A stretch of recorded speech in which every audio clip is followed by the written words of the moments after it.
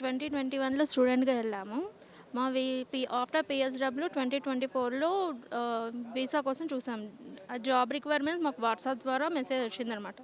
ఇట్లా మధుకర్ అనేసి మేము కనుక్కున్నాము. సెర్చ్ చేస్తే దాన్ని నందూస్ వరల్డ్ మధుకర్ హస్బెండ్ అని తెలిసింది మాకు. మాకు యూట్యూబర్, ఇన్‌ఫ్లుయెన్సర్ కాబట్టి మాకు కొంచెం నమ్మకం వచ్చి మేము ఇట్లా £16,500 పే చేసాం జాబ్ కోసం. ఫస్ట్ జాబ్ కోసం చేసాము. అలాగే మేడం. ఫస్ట్ మేము వాళ్ళు అప్రోచ్ అయింది ఇట్లా వాళ్ళు అడ్వైజ్ చేస్తారనమాట. సో డెస్టినీ రిక్రూట్మెంట్ కన్సల్టెన్సీ అనేది చెమ్స్ఫోర్డ్లో ఆఫీస్ ఉంటుంది వాళ్ళది. సో ఆ ఆఫీస్ ఉందని చెప్పేసి మేము ప్లస్ వాళ్ళని ఎంక్వైరీ చేస్తే దే హ్యావ్ ఇన్ఫ్లుయెన్స్ అన్నారు. అందర్స్ వాళ్ళ నుంచి ఇన్ఫ్లుయెన్స్ తెలిసింది. So they are citizens and వాళ్ళు 20 ఏళ్ళ నుంచి యూకేలో ఉన్నారు. సో మేము వెళ్ళే ప్రాసెస్లో వాళ్ళు సపోర్ట్ చేస్తామన్నారు. ఈ జాబ్ ఇప్పిస్తామని చెప్పి సర్టిఫికేట్ స్పాన్సర్ ఇప్పిస్తామని చెప్పారు. కానీ క్రమంగా ఏమైందంటే ఫస్ట్ 3,000 కట్టాలి, ద ప్రాసెసింగ్ డాక్యుమెంట్స్ అన్ని చేయాలి అన్నారు. 3,000 కట్టాము. ఆ తర్వాత ఇంటర్వ్యూ పెట్టిస్తామన్నారు. నామకే వస్తే ఇంటర్వ్యూ పెట్టారు. ఆ తర్వాత ఏమైంది సార్, ఫాలో అప్ చేయడానికి చాలా టైం తీసుకుంటారు వాళ్ళు. ఇప్పుడు ఒక స్టెప్ అయింది అనుకోండి, నెక్స్ట్ స్టెప్కి 1-2 మంత్స్ రెస్పాన్స్ ఉండదు. ఇదిగో అదిగో అంట. డబ్బులు మాత్రం డిఫరెంట్ అకౌంట్స్లో వేయించుకున్నారు. ఒకరు యూకేలో కొన్ని అకౌంట్స్, కొన్ని పౌండ్స్లో వేయించుకున్నారు. ఇండియా అకౌంట్స్లో కొన్ని పౌండ్స్ వేయించుకున్నారు. తీరా చూస్తే ఈ డబ్బులన్నీ 2-3 వీక్స్లో వేయించుకున్నారు. పని మాత్రం 1.5 ఇయర్ మమ్మల్ని వేధించారండి. 1 కాదు 2 కాదు, 1.5 ఇయర్. మాకు ఎప్పుడైతే వీసా ఎక్స్పైర్ అయిపోతున్న టైంలో వీళ్ళని అప్రోచ్ అయ్యామో, ఆ వీసా ఎక్స్పైర్ అయిపోతున్న టైంలో వీళ్ళు ప్రాసెస్ చేస్తున్నారు కానీ ఎప్పుడైతే మాకు సార్ ఇంక అయిపోతున్నప్పుడు కాస్ ఇచ్చారు. అది సార్ అప్లై చేస్తామంటే లేదండి సాలిసిటర్స్ నుంచి అప్రూవల్ రావాలన్నారు. సాలిసిటర్స్ ఎవరండి? సాలిసిటర్స్ దీనికి సంబంధం ఏదని అడిగాను. కానీ వాళ్ళు ఇచ్చే కాజ్ కూడా పర్సనల్ జీమెయిల్ నుంచి ఇస్తున్నారు. నేను అడిగాను, సార్ మాకు మీరు జెన్యూన్ కన్సల్టెన్సీ కదా, డెస్టినీ రిక్రూట్మెంట్ అనేది జెన్యూన్ కన్సల్టెన్సీ, మీ నుంచి రావాలి కదా, మీకు మెయిల్ లేదంటే మీరు ఏ కంపెనీ నుంచి స్పాన్సర్షిప్ ఇస్తున్నారో కేరోమ్ నుంచి, ఆ కేరోమ్ నుంచి మనకి రావాలి ఈమెయిల్, అఫీషియల్ నుంచి రావాలి. ఏదో జీమెయిల్ నుంచి వచ్చింది ఏంటి సార్ అని అడిగాం. లేదండి యూకేలో కంపెనీ మెయిల్స్ అనేది చాలా రేర్గా ఉంటాయి, అవి ఓన్లీ హెడ్స్కే ఇస్తారు, మోస్ట్ ఆఫ్ ది స్టాఫ్కి జీమెయిల్స్ ఉంటాయి అన్నారు. సరేలే అని చెప్పి కాస్ట్ తీసుకున్నాక కాస్ట్ వ్యాలిడిటీ 3 మంత్స్ ఉంటుందండి. జనరల్గా ఒక కంపెనీ కాస్ట్ ఇష్యూ చేయక 3 మంత్స్ ఉంటుంది. 3 మంత్స్లో వరకు మనం అప్లై చేసుకోవచ్చు. కాస్ట్ ఇచ్చాక 3 మంత్స్లో వీసా అప్లై చేసుకోవాలి, మనమే వేసుకోవాలి. కాస్ట్ వచ్చింది ఎంతసేపటికి డ్రాఫ్ట్ కాస్ట్ ఇస్తారు. ఫస్ట్ ఇచ్చాక మళ్ళీ ఏమైంది సార్ ఇంకా రాలేదు అంటే వాళ్ళు అక్కడ పని చేస్తున్నారు, సాలిసిటర్ నుంచి అప్రూవల్ రావాలి అది అన్నారు. 1.5 మంత్ చేస్తారు. 1.5 మంత్స్ కాస్ట్ ఇచ్చారు. కాస్ట్ ఇచ్చాక అప్లై చేస్తా అంటే వద్దంటారు. సగం అప్లికేషన్ ఫిల్అప్ చేయించారు. ఆ తర్వాత ఏమైంది సార్ అంటే లేదు ఇంకా టైం పడుతుంది, సాలిసిటర్స్ వాళ్ళు లీవ్లో ఉన్నారంట. అది చేసి 3 మంత్స్ దాటిపోయింది, కాస్ట్ ఎక్స్పైర్ అయిపోయింది. అదొక కేసు. అది ఎప్పుడు జరిగింది, మేము వాళ్ళని మే 2024లో అప్రోచ్ అయ్యాము. మే 2025 అప్లై అయితే మాకు జనవరి 2025లో ఇచ్చారు కాస్ట్. అది జనవరి 25 నుంచి ఏప్రిల్ 2025 వరకు నాంచారు. నాంచితే ఏమైంది, కాస్ట్ ఎక్స్పైర్ అయిపోయింది. ఇక కాస్ట్ ఎక్స్పైర్ అయిపోయిందంటే మాకు ఇంకా డెడ్లైన్ వచ్చేసింది కదా, మాకు మళ్ళీ చేసాం. ఇక్కడ మేము ఉండేది క్రూలో అండి. క్రూలో వాళ్ళు ఉండేది కోల్స్వల్ లండన్ దగ్గర. అక్కడ నుంచి 4.5 hours జర్నీ. మా దగ్గర డబ్బులు లేవు. 1.5 year ఖాళీగా ఉన్నాం, డబ్బులు లేవు. అక్కడ పోవాలంటే మళ్ళీ £100 అవుతుంది పోనీకి, రానికి మళ్ళీ £100. 1 day మొత్తం అక్కడే అవుతుంది. పోతే అక్కడ ఉండరు. అసలు మేము డెస్టినీ కంపెనీకి వెళ్తే కంపెనీ లేదు అక్కడ. అడిగితే కంపెనీ అడిగితే దిస్ ఈజ్ షేర్డ్ ఆఫీస్ అంట. అంటే వాళ్ళు కంపెనీలో షేర్డ్ సీట్స్ తీసుకుంటారు. వాళ్ళకి ఎప్పుడైనా మీటింగ్స్ ఉంటే వచ్చి వెళ్ళిపోతారు. మీరు ఇక్కడ మీరు వెళ్ళిపోవాలండి, అపాయింట్మెంట్ రండి, లేదంటే మేము పోలీసులు పిలుస్తామన్నారు. మళ్ళీ దెబ్బకి మళ్ళీ అక్కడ నుంచి భయపడుకుంటూ వెళ్ళిపోయాం. చేయం కదా సార్, మేము డబ్బులన్నీ ఇచ్చామండి, అప్పులు చేసామండి, మేము మా వైఫ్ది మా మమ్మీది బంగారం, నా కారు అమ్మేస్తాం, ఇండియాలో నా కారు అమ్మేస్తాం, అన్నీ అమ్మేసి మీకు డబ్బులు ఇస్తే మీరు ఇట్లా చేశారు, నాకు ఇప్పుడు ఏ దారి లేదు, మీ ఆఫీస్ చచ్చిపోతానని సూసైడ్ వేసుకుంటానని చెప్పాను. అయినా కూడా నిమ్మకు నీరెత్తినట్టు ఉన్నారు వాళ్ళు. పే చేశారండి మొత్తం £16,500 అంటే దగ్గర ఇప్పుడు కరెన్సీలో 18 lakhs పే చేస్తామండి. ఇప్పుడు కన్నా రేట్ ప్రకారం అయితే £16,500లో ఫస్ట్ 1 lakh ఇండియన్ వాళ్ళ అకౌంట్స్లో వేసాము. తర్వాత 2 lakhs రామానందన అనే అకౌంట్లో వేసాము. ఈమె అకౌంట్ నుంచి 1,500 వేసాము. ఇంకా డిఫరెంట్ అకౌంట్స్లో డిఫరెంట్ రీజన్స్ పెట్టమంటారు. హాలిడే అంటారు, లేకపోతే ట్రిప్ అంటారు, లేకపోతే ఇంకేదేదో పేర్లు చెప్పి అంటారు, రెంట్ అంటారు, పెట్టి పంపించారు. సో దట్ మేము ఏమైనా రేపు క్వశ్చన్ చేస్తే ట్రాన్సాక్షన్స్ ఇన్వాలిడ్ అని చూపించుకోవడానికి. ఇలా చేశారా ఫస్ట్ కాసు ఏప్రిల్ 2025 వరకు చేసి మోసగొట్టారు. తర్వాత చేయంగా జూలైలో కాసు ఇచ్చారు. సేమ్ థింగ్ ఏదో జీమెయిల్ నుంచి వస్తుంది, వాళ్ళు మళ్ళీ 2-3 మంత్స్ ఆపుతారు, ప్రాసెసింగ్ పెట్టి అట్లా 3 కాస్ట్లు ఇచ్చేసారండి. నా ఈ సెకండ్ టైం నేను సెప్టెంబర్లో గట్టిగా అడిగేశాను, సార్ మీరు ఇస్తే డబ్బులు ఇచ్చేసండి, నేను వెళ్ళిపోతాను ఇండియాకి. మా పేరెంట్స్కి హెల్త్ బాగాలేదు, మా మమ్మీకి హార్ట్ అటాక్ వచ్చిందే అడ్మిట్ చేశారు. జూన్ 2024లో వెళ్ళిపోయాను ఇండియాకి. 10-3 వీక్స్ వచ్చాను. అన్నీ తెలుసు, అయినా కూడా డిలే చేశాడు. సెకండ్ టైం కాస్ ఇచ్చినప్పుడు మేము అడిగాను, సార్ ఇది కంపల్సరీ నేను అప్లై చేస్తున్నాను అని చెప్పాను. అప్లై చేసాం. ఫ్రైడే రోజు అప్లై చేస్తే మండే రోజు హోమ్ ఆఫీస్ మెయిల్ వచ్చింది, మీ కాస్ ఇన్వాలిడ్ అని వచ్చింది. That means they are providing fake కాస్. వెంటనే అడిగాను, సార్ ఏం సార్ ఇదంటే, లేదండి అది కంపెనీ వాళ్ళు ఏదో క్లోజ్ చేసినట్టున్నారు, అది ఆడిటింగ్ నడుస్తుంది, మేబీ అందుకే వాళ్ళు కాస్ రివర్క్ చేస్తారు కంపెనీ వాళ్ళు అన్నాడు. సో ఇట్లా కాదని చెప్పేసి వెంటనే మీ వైఫ్ పేరు మీద వేద్దామన్నారు, ఈమె పేరు మీద వేస్తారు. అప్పుడే నందూస్ కిచెన్కి వెళ్ళాం, ఎట్లో అట్లా వాళ్ళని వీళ్ళని కాంటాక్ట్ నందూస్ కిచెన్కి వెళ్ళాం. అక్కడికి వెళ్తే వాళ్ళు ఏమన్నారు, ఇవాళ సార్ లేరు రేపు రమ్మన్నారు. మళ్ళీ 1 డే పోయింది, మళ్ళీ వెళ్ళాం. వెళితే వాళ్ళ దగ్గర కూర్చొని ఏడ్చేసామండి. ఇక ఇద్దరం ఏడ్చేసాం. మా వైఫ్ అయితే ఏడ్చేసాం. ఇక మా వాళ్ళు అయితే లేదు సార్, నాది రూపాయి లేదు, మేము చచ్చిపోతాం ఇక్కడే, మాది ఏం దిక్కు దివన లేదు మాకు. ఇండియాలో మా డాడీకి నెలకి 60,000 అప్పు కడుతున్నాడు, 73 ఏళ్ళ మనిషి, 65 ఏళ్ళ మా అమ్మ, హెల్త్ బాగాలేని మనిషి, ఇట్లా చేస్తే మీకు న్యాయం ఉందా? బాగా ఏడ్చేసాం. అప్పుడు ఏడిస్తే మీరేం బాధపడకండి, మీ వైఫ్ నుంచి ఏదన్నా. అప్పటికప్పుడు ఆమెకి కిచెన్ అసిస్టెంట్ వాళ్ళ షాప్లో రోల్ అన్నాడు. లేదంటే మార్కెటింగ్ ఎగ్జిక్యూటివ్ వేయిస్తామన్నారు.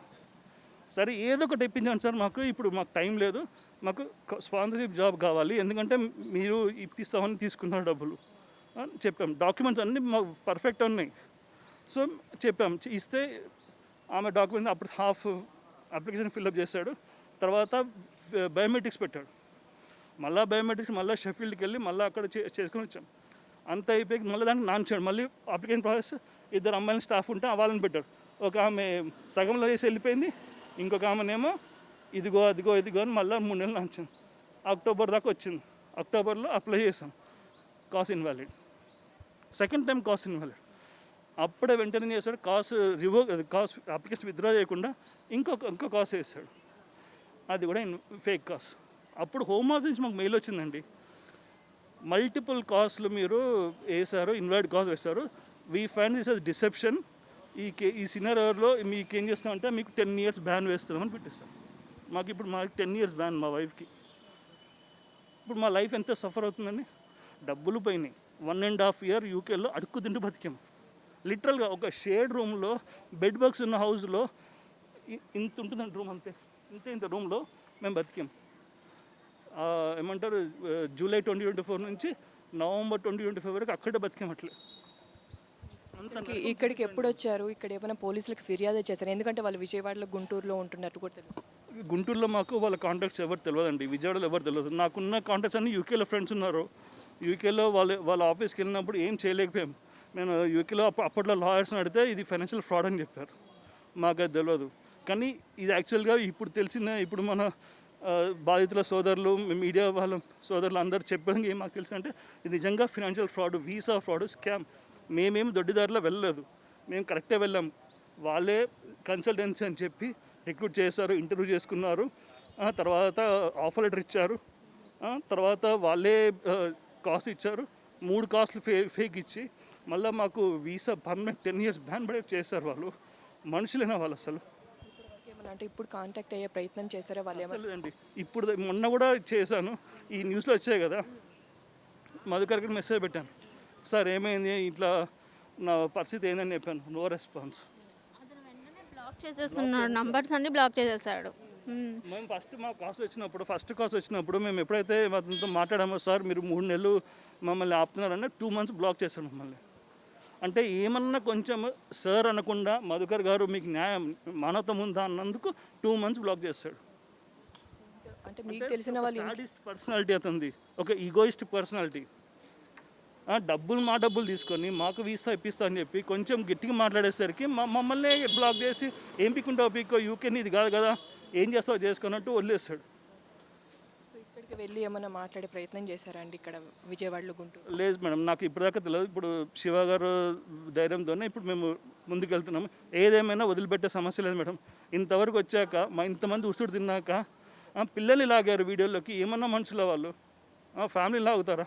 అసలు మాకు మోసం చేసి Madhukar, destiny consultant director Madhukar. If you go to UK website, company government website, destiny recruitment అనేది మధుకర్ పేరు మీద ఉంది. ఈమె ఎందుకు వస్తుంది?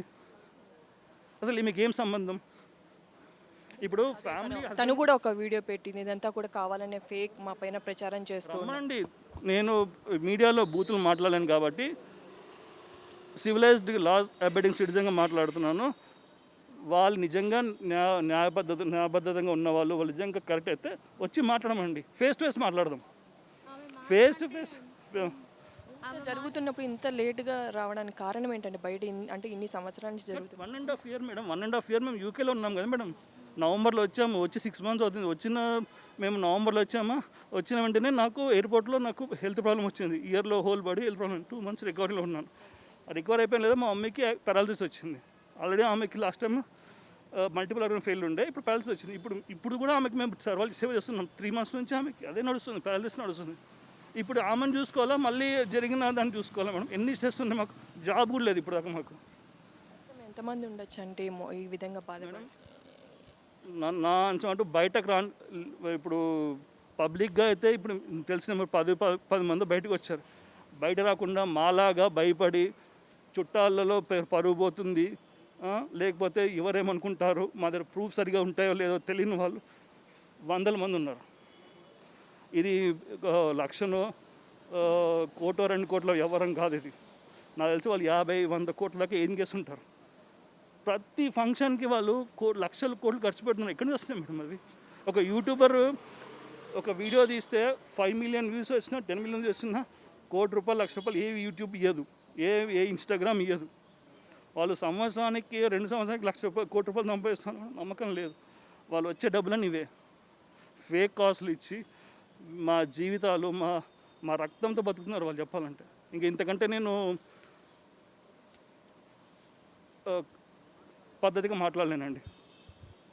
ఇంత దారుణం అండి. మా వైఫ్ అయితే మా వైఫ్కి ఏ రోగం లేదు.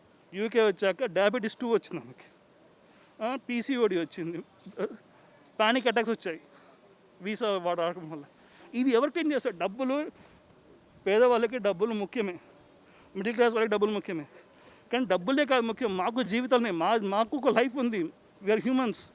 మా లైఫ్ ఒక వాల్యూ ఉంది. మా మెంటల్ స్ట్రెస్, మా ఫిజికల్ స్ట్రెస్, మా ఫిజికల్ కండిషన్, మా హెల్త్, 1.5 year ట్రామా ఎవరు తీరుస్తారు అది? ఇప్పుడు మాకు 10 years బ్యాన్ పడింది, వాళ్ళు ఇస్తారా? వాళ్ళ యూకే సిటిజన్షిప్ 10 years మాకు ఇస్తారా? మేము 10 ఏళ్ళు వాళ్ళ ఇంట్లో ఉంటాము, వాళ్ళు మాతో పాటు. మా ప్లేస్లో 10 ఏళ్ళు ఇండియాలో ఉండండి, ఎక్కడ రాకుండా, ఏ జాబ్ లేకుండా 10 ఏళ్ళు ఉండమని చెప్పండి. వాళ్ళు యూట్యూబ్ వాళ్ళు అంతా మాకు ఇచ్చి మా ప్లేస్ స్వాప్ చేసుకోమండి.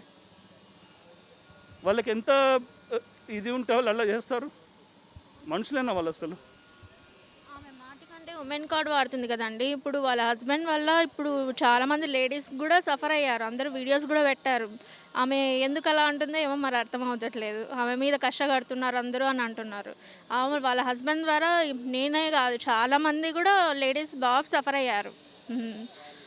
ఒక ఉమెన్ సక్సెస్ఫుల్ అయిందంటే ఎంతోమంది వెనక ఆమెని ఇది చేస్తారు, అది చేస్తారు, గిట్టములు చేస్తారు. ఎందుకు చేస్తారండి?